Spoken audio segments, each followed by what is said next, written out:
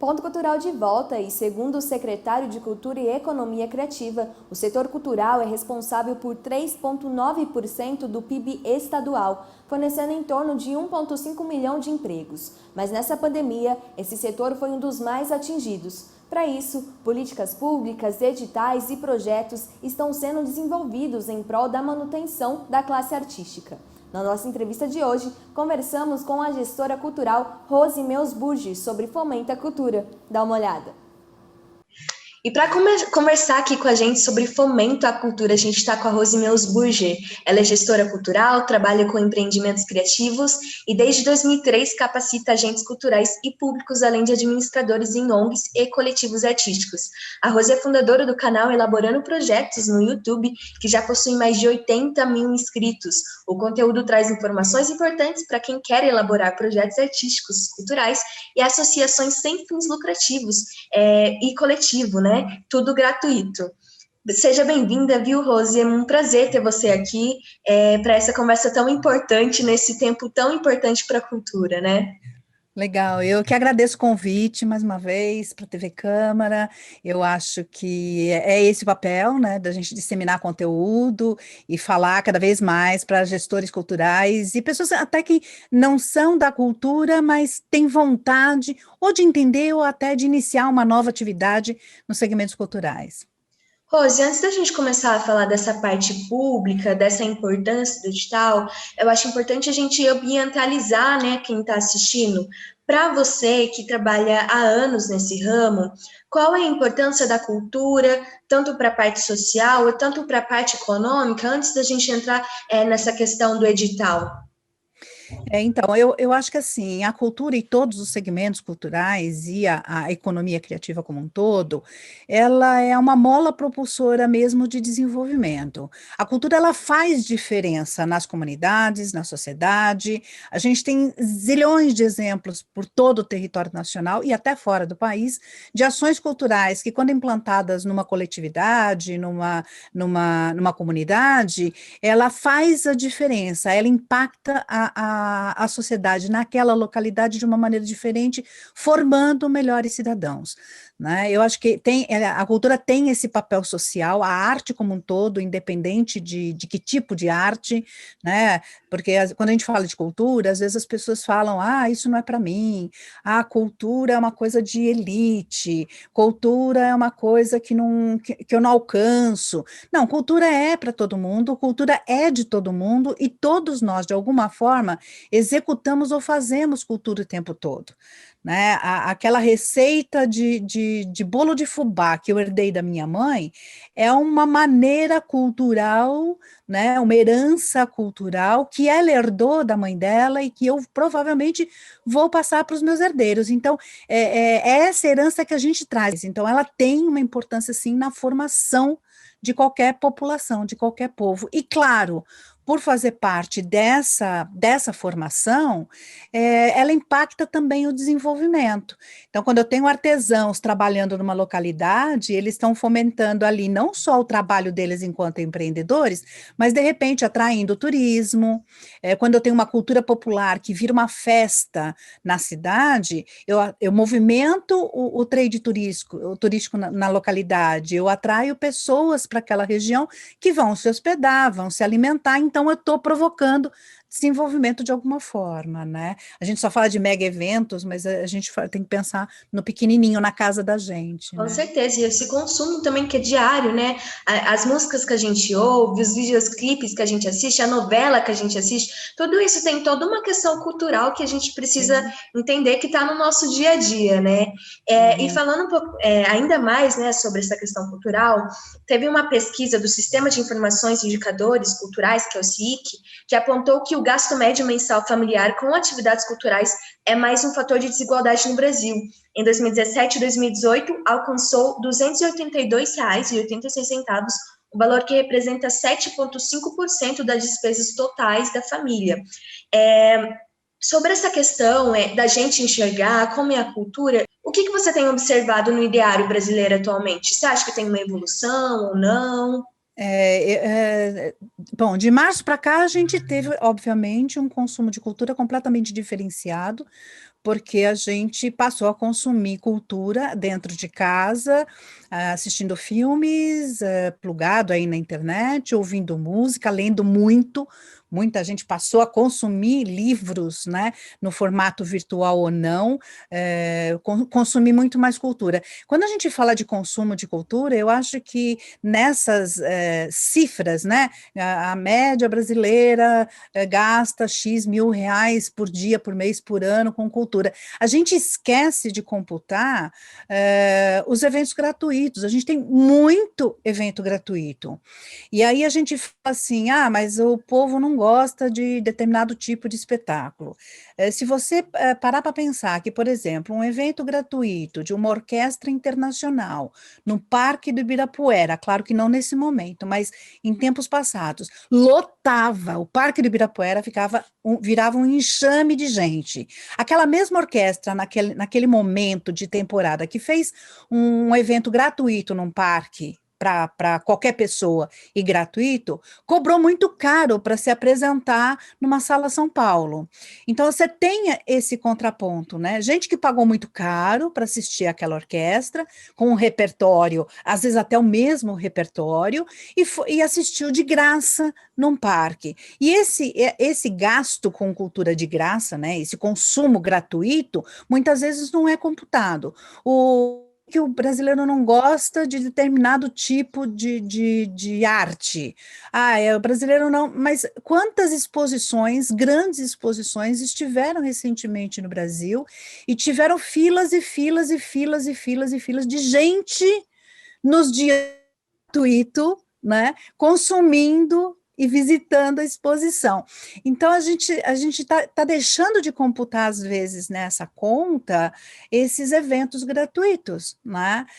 O brasileiro gosta e consome todo tipo de cultura, do baile funk à ópera. Então, assim, mas a ópera é para claro, a ópera é para um tipo de público, alguém que consome aquilo, ao mesmo tempo o baile é para outro tipo de público, né? Talvez um não consuma o do outro, mas existe sim mercado para todo tipo de arte no Brasil e em qualquer parte do mundo. Legal, e justamente sair um pouquinho dessa negatividade, né, desse estereótipo de que o brasileiro não consome, porque eu acho que a gente alimentando e vendo essas partes positivas é um meio de fomentar o mercado também, né, de mostrar que existe público para todo mundo. Agora, falando um pouquinho não só sobre essa importância da democratização, que você já falou da linguagem, mas às vezes tem alguns artistas que não curte muito escrever edital. Por que o edital? Qual a importância dessa questão do projeto, dessa gestão? Por quê? Qual a importância que você vê do edital para as pessoas no geral, assim? Quando a gente fala de fomento à cultura, a gente tem as leis de incentivo, que eu acho que elas são um pouco mais complicadas, não para elaborar o projeto e aprovar o projeto numa lei de incentivo.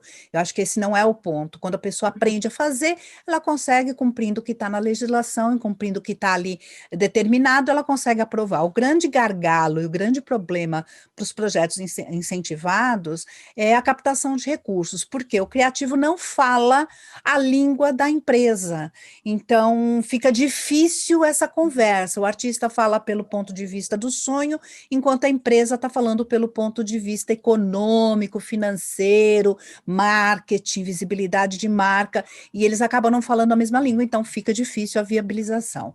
Quando a gente fala de edital, normalmente os editais públicos, eles já têm uma verba, né, prevista para aquele edital. Os editais no estado de São Paulo, principalmente os do PROAC, eles já têm uma verba ali. A verba, se você passou pelo crivo, cumpriu tudo que está determinado no edital, passou pela seleção, você foi aprovado, você tem o dinheiro para executar, ponto. Você não tem que sair atrás do dinheiro. Então, o edital é sim uma ferramenta importante para a gente fazer acontecer o projeto em todo o território nacional. Oxalá todos os estados pensassem em lançar editais para os seus artistas, para as associações. Existem regras, as regras precisam ser cumpridas, porque são leis que a gente tem que determinam que o artista pode sim receber a verba, no caso, por exemplo, mencionando Aldir Blanc, Eu, como artista, vou receber o auxílio emergencial de R$ 600.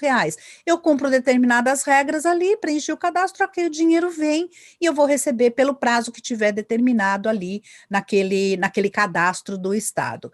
Então, assim, está funcionando. Por que que funciona?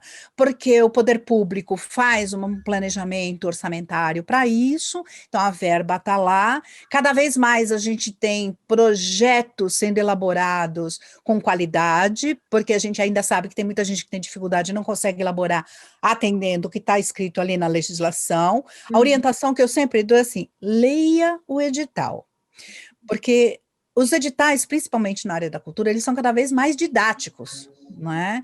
Então, se você lê com cuidado, não queira interpretar, eu acho que ele quis dizer, não, ele não, você não achou nada. Leia o que está escrito e cumpra o que está escrito. Se você não consegue cumprir uma das regras que está no edital, não perca tempo. Eu não consigo cumprir aquele item que diz que eu tenho que anexar um comprovante de que eu faço perna de pau. Está lá escrito que você tem que mostrar o comprovante da perna de pau. Você não faz perna de pau, então não inventa, né? Não inventa e não tem, eu vou dar um jeitinho. Não, não dê jeitinho. Você vai perder tempo, né? Estudando, pensando, para poder inscrever e com certeza não vai ser aprovado, porque você não cumpre Uhum. o requisito. Então não perca tempo. Leia o edital com cuidado. Preencha todos os requisitos. Tá, aí pauleira. Mas os prazos são curtos. Não, os prazos não são curtos. Os prazos, agora na Aldir Blanco, sim, porque ficou tudo muito Que é emergencial também, né? emergencial.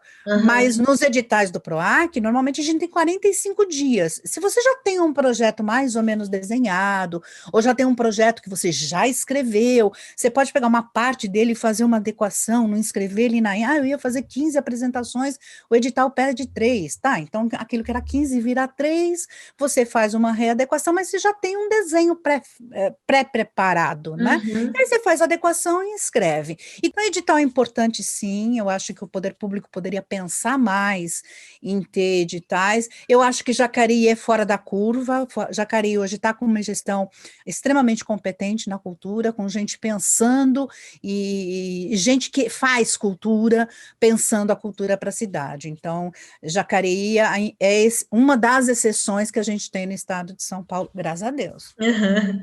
Eu acho que justamente essa questão de criatividade é que isso também vira uma rotina, né, dos artistas de escrever o edital, porque aí fica tudo mais fácil, né, porque é realmente, assim, um desafio. Eu já tentei participar de alguns, já participei de alguns, mas é um desafio muito grande para quem vê pela primeira vez, fica até Uhum. assustado, né? Assusta, mas quando você pega o jeito da coisa e você aprende a ler o edital, gente, cá entre nós, é chato ler edital. Uhum. Realmente é chato, mas é necessário. Mas eu não gosto de fazer, então tenha no coletivo, no grupo, alguém que tenha mais facilidade na leitura, alguém que tenha mais facilidade com os números, que vai ajudar ali com a planilha de custos. É um trabalho que pode ser coletivo, não precisa você tentar fazer tudo. Né? Você Sim. pode se juntar com outras pessoas e depois que tiver tudo pronto, uma terceira revisa tudo para ver se o português está correto, se está claro aquilo que você escreveu, porque às vezes a gente escreve, e para a gente está muito claro, mas quem lê não entendeu absolutamente nada. Então Uhum. é bom que uma outra pessoa leia e entenda para ver se aquilo que você escreveu ficou claro. E, Rose, nosso tempo está acabando, mas é muito rápido, né? Falar sobre É, cultura é tão gostoso. é Mas muito eu bom. gostaria que você deixasse, assim, quais são as suas expectativas, não só para essa questão federal, né? Mas por essa questão das pessoas também. Quais são suas expectativas no ramo da cultura, da arte, nessa parte de investimento? Você acha que a gente está caminhando por um caminho legal, apesar da pandemia? Eu acho que a pandemia ela foi um momento importante para a gente parar para repensar uma série de coisas. A Lei Aldir Blanc fez com que a gente se juntasse em todo o território nacional para pensar a cultura de alguma forma. Espero não que a gente não perca esse pique, né, de articulação para pós Aldir. Eu brinco muito, né? O povo se junta quando tem uma cenourinha. Já alcancei a cenourinha, já comi, agora dane-se o resto. Não, eu acho que a gente tem que tentar manter esse pique. Eu sei que vai ser difícil, né? Eu estou aqui num movimento de distribuir uma carta de compromisso com a cultura para os candidatos agora, a vereadores e Ai, que prefeitos. legal. Então, saiu hoje, tá lá no vídeo, tá um vídeo que a gente publicou hoje, que é uma carta compromisso para que os gestores públicos, de alguma forma, os vereadores e os prefeitos, aqueles que não se comprometeram ainda com a cultura, que eles entendam o que é um Plano Nacional de Cultura, o que é o Sistema Nacional de Cultura, e que, de alguma forma, se comprometam com a cultura nos seus municípios, nas suas cidades. Uhum. Que eu acho que a gente pode ter um momento importante de conseguir mais pessoas que possam nos representar nas câmaras em todo o país, e aí sim a gente ir aos poucos fortalecendo e pensando políticas públicas para os segmentos culturais e para a cultura como um todo no país. Com certeza, Rose. Você tem algum local, né? Qual que é o seu canal no YouTube? Algum contato para deixar para gente? Facinho. youtube.com/, elaborando projetos, ou se digitar o meu nome no Google, Rose Meusburger, vai me achar, e pode escrever, entrar em contato. Todos os comentários que são feitos, lá no canal eu ainda estou conseguindo responder. Então, entrou num vídeo, ficou com alguma dúvida com relação ao assunto que a gente abordou, pode perguntar ali, a gente vai respondendo. Como eu falei, ainda estou conseguindo responder. E é isso, às vezes uma pergunta, uma dúvida que é recorrente no canal, isso eu acabo transformando num assunto, num novo vídeo. Então, usem e abusem do canal. Ele foi feito para vocês consumirem e ajudar ele a crescer cada vez mais e chegar cada vez mais longe. Que legal, obrigada, viu, Rose? Foi um prazer ter essa conversa, já esclareceu bastante coisa. Eu tenho certeza que vai ajudar muita gente aqui. Legal, obrigada de novo e conta sempre com a gente se vê.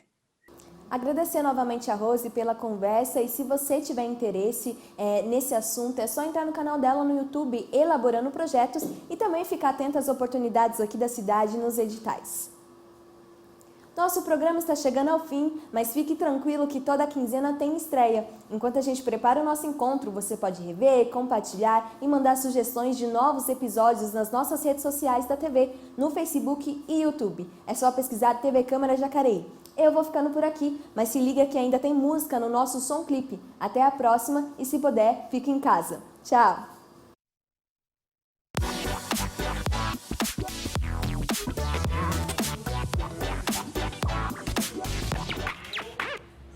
Olá, começa agora o nosso Som Clipe, o Drops musical da TV Câmara Jacareí. Neste episódio vamos assistir ao videoclipe da música Nebula, da banda Whiskey Heads, aqui de Jacareí. O vídeo de Nebula faz parte de uma série de 4 vídeos gravados no estúdio Dyer, e você vai conferir um deles agora, aqui no nosso Som Clipe.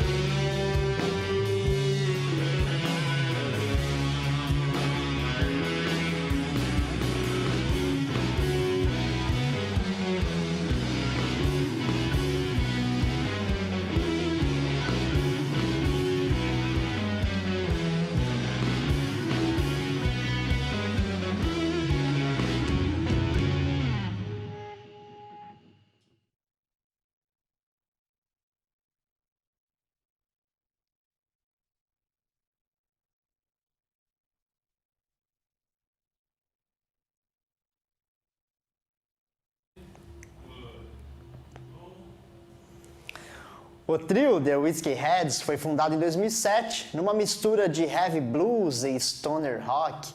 Tem em suas influências bandas como Black Sabbath, Motorhead e Soundgarden. Vale a pena ir buscar o material dos meninos. E se você tem um projeto musical também, nos envie seu videoclipe, que ele poderá entrar na grade da TV Câmara Jacareí. Até a próxima! Tchau!